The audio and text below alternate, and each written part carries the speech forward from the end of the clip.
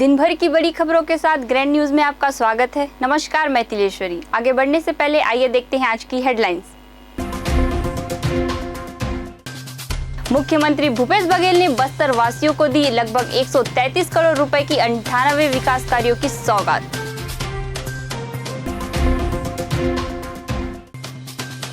छात्रावासी छात्रों के संभाग स्तरीय सम्मेलन में शामिल हुए मुख्यमंत्री।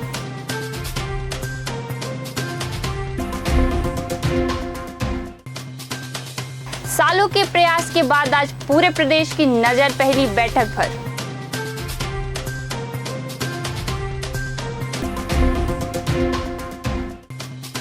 लामनी पक्षी विहार का मुख्यमंत्री ने किया लोकार्पण। विभिन्न प्रकार के पक्षियों को देखकर मुख्यमंत्री ने की सराहना।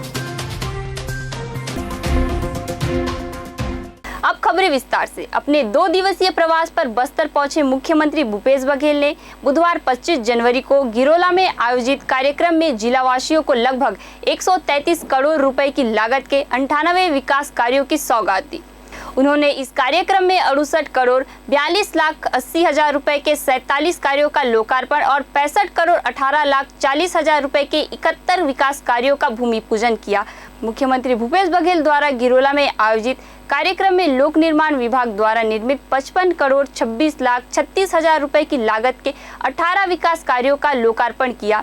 इनमें लगभग 24 करोड़ रुपए की लागत से बकावंड से कोलावल के बीच लगभग 26 किलोमीटर लंबी सड़क और पुल के चौड़ीकरण का कार्य, 18 करोड़ 17 लाख रुपए की लागत से रायकोट से कुरेंगा के बीच निर्मित 23 किलोमीटर लंबी सड़क, 2 करोड़ 83 लाख रुपए की लागत से मारीगुड़ा से मेलबेड़ा के बीच 6 किलोमीटर लंबी सड़क निर्माण, 2 करोड़ 32 लाख रुपए की लागत से जेल में बैरक निर्माण कार्य, 2 करोड़ 7 लाख रुपए की लागत से दरभा में निर्मित 50 सीटर ITI छात्रावास, 1 करोड़ 44 लाख रुपए की लागत से किरेपाल में निर्मित 50 सीटर ITI छात्रावास, लोक निर्माण विभाग की सेतु निर्माण विभाग द्वारा 4 करोड़ 33 लाख रुपए की लागत से गंजोपारा से गुड़ियापारा के बीच निर्मित सेतु, मछली पालन विभाग द्वारा 3 करोड़ 41 लाख रुपए की लागत से कोसार टेढ़ा जलाशय में मछली पालन के लिए केज स्थापना व फ्लोटिंग हाउस एवं गोदाम निर्माण।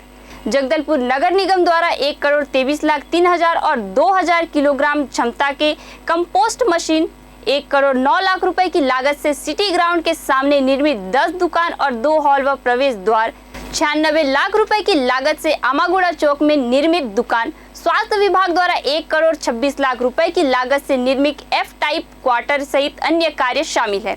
इस अवसर पर प्रभारी मंत्री कवासी लखमा, राज्यसभा सांसद फूलोदेवी नेताम, स्थानीय लोकसभा सांसद दीपक बैज, बस्तर क्षेत्र आदिवासी विकास प्राधिकरण के अध्यक्ष लखेश्वर बघेल, हस्तशिल्प विकास बोर्ड के अध्यक्ष चंदन कश्यप, चित्रकूट विधायक राजमन बेंजाम, अंतागढ़ विधायक अनूप नाग, क्रीड़ा अध्यक्ष मिथिलेश स्वर्णकार, मछुआ कल्याण बोर्ड के अध्यक्ष MR Nishad, commissioner Shyam Dhawade, police महानिरीक्षक सुंदर राज पी, कलेक्टर चंदन कुमार, वरिष्ठ पुलिस अधीक्षक जितेंद्र सिंह मीणा, जिला पंचायत CEO प्रकाश सर्वे सहित जनप्रतिनिधिगण भी उपस्थित थे।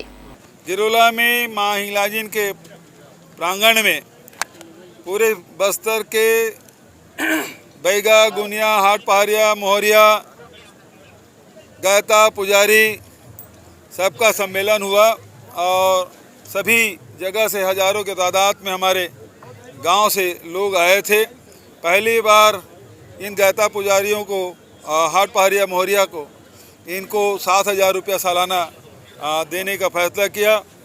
पिछले समय आए थे तो यहीं उन्होंने मांग की थी और उसके बाद हमने बजट में शामिल किया। आज उनके खातों में राशि जा रही है। प्रसन्नता है। छत्तीसगढ़ के, हमारे बस्तर के जो संस्कृति है, ये हमारे ध्वजवाहक हैं और इसके सुख सुविधा के भी ध्यान रखना शासन की जिम्मेदारी है। उसके तहत ये किया गया है। मुख्यमंत्री भूपेश बघेल ने कहा है कि युवा शक्ति ही भारतीय गणतंत्र की असली ताकत है। बस्तर में बदलाव लाने का काम केवल बस्तर की युवा शक्ति ही कर सकती है। बस्तर के विकास का एक ही मूल मंत्र है, शिक्षा, शिक्षा और शिक्षा। उन्होंने कहा है कि जितनी तेजी से बस्तर के युवा शिक्षित होंगे, उतनी ही तेजी से संवैधानिक अधिकार बस्तर के लोगों तक पहुंचेगा। मुख्यमंत्री बघेल ने आज धर्मपुरा स्थित पोस्ट मैट्रिक बालक छात्रावास परिसर में आयोजित छात्रावासी छात्रों के संभाग स्तरीय सम्मेलन को संबोधित करते हुए ये बातें कही। मुख्यमंत्री ने कहा कि बस्तर ने दशकों तक अशांति झेली है। अंदरूनी क्षेत्रों के स्कूल नक्सलवादियों ने बंद करा दिए थे। छात्रावासों ने ही बस्तर में शिक्षा की अलख को जगाए रखा। बस्तर के विकास में सरकार ने शिक्षा और स्वास्थ्य को प्राथमिकता दी है। विकास, विश्वास और सुरक्षा की नीति पर चलते हुए बस्तर में बंद पड़े सैकड़ों स्कूलों को दोबारा शुरू किया गया है। स्वामी आत्मानंद उत्कृष्ट स्कूल योजना के माध्यम से अंग्रेजी और हिंदी माध्यम के छात्रों के लिए निःशुल्क उत्कृष्ट शिक्षा की व्यवस्था की है। आगामी सत्र से बस्तर और सरगुजा संभाग में 292 और उत्कृष्ट स्कूल संचालित किए जाएंगे। दंतेवाड़ा जिले के सभी स्कूलों का उत्कृष्ट स्कूलों के रूप में उन्नयन किया जाएगा। साथ ही आगामी सत्र से ही प्रदेश में अंग्रेजी माध्यम के कॉलेज भी शुरू किए जाएंगे। इनमें से 2 कॉलेज बस्तर में ही खोले जाएंगे। प्रदेश में स्कूली शिक्षा को व्यावसायिक शिक्षा से जोड़ा जाएगा। हायर सेकेंडरी स्तर के विद्यार्थियों के लिए संयुक्त पाठ्यक्रम शुरू किया गया है ताकि जब वे पढ़ाई पूरी कर निकले तो उनके सामने रोजगार के विकल्पों की कमी ना हो। आश्रम छात्रावास के जितने छात्र छात्राएं हैं उसका एक सम्मेलन वर्षों बाद संभागीय स्तर पर हुआ और मैं सभी छात्र संघ के साथियों को बधाई देता हूं, सांसद को बधाई देता हूं। पूरे संभाग के सब छात्र छात्राएं उपस्थित थे और बस्तर में यदि परिवर्तन ला सकता है कोई, ये नौजवान पीढ़ी ला सकते हैं और उसका रास्ता केवल शिक्षा ही है। और शिक्षा के प्रति बहुत ही यहाँ के चाहे बड़े बुजुर्ग हों, नौजवान साथी हों, जनप्रतिनिधि हों, सब लोगों के आग्रह यही है कि यहाँ स्कूल एजुकेशन अच्छे हों, कॉलेज अच्छे हों। तो लगातार हमारी सरकार इन 4 सालों में 10 महाविद्यालय खोले हैं। अगले साल 2 अंग्रेजी कॉलेज भी खुलेंगे। साथ ही स्कूलों के रंग रोगन के लिए, छात्रावास के रंग रोगन के लिए अतिरिक्त कमरा और जीर्णोद्धार के लिए 1000 करोड़ की व्यवस्था हमने पूरे छत्तीसगढ़ के लिए किया है। उसी प्रकार के ITI के लिए भी उन्नयन के लिए 1200 करोड़ पूरे प्रदेश के लिए किया है।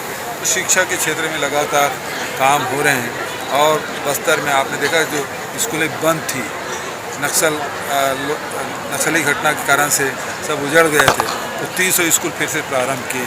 तो अब बस्तर में बड़ा तेज़ी से बदलाव हो रहा है और पूर्व संध्या पर गणतंत्र दिवस के आप सबको बधाई, शुभकामनाएं। मुख्यमंत्री भूपेश बघेल ने 2 दिवसीय बस्तर प्रवास के पहले दिन गणतंत्र दिवस की पूर्व संध्या पर आज जगदलपुर शहर के निकटवर्ती लामनी पक्षी विहार का लोकार्पण किया।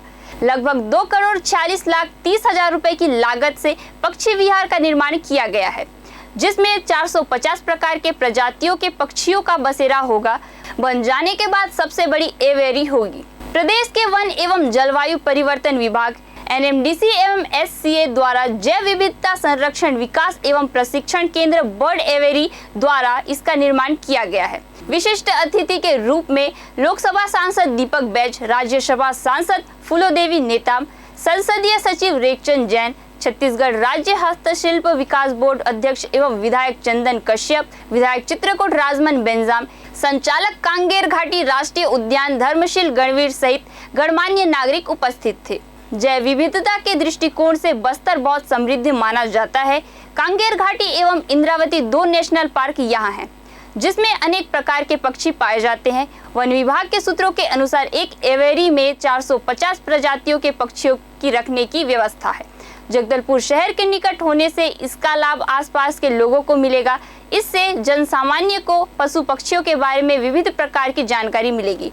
इसकी लंबाई 120 मीटर, चौड़ाई 40 मीटर और ऊंचाई 15 मीटर है। जो हो जाती है अलग, मतलब जो है बार-बार इसके लिए जो है मेंटेनेंस के लिए पैसा जो है नहीं आता।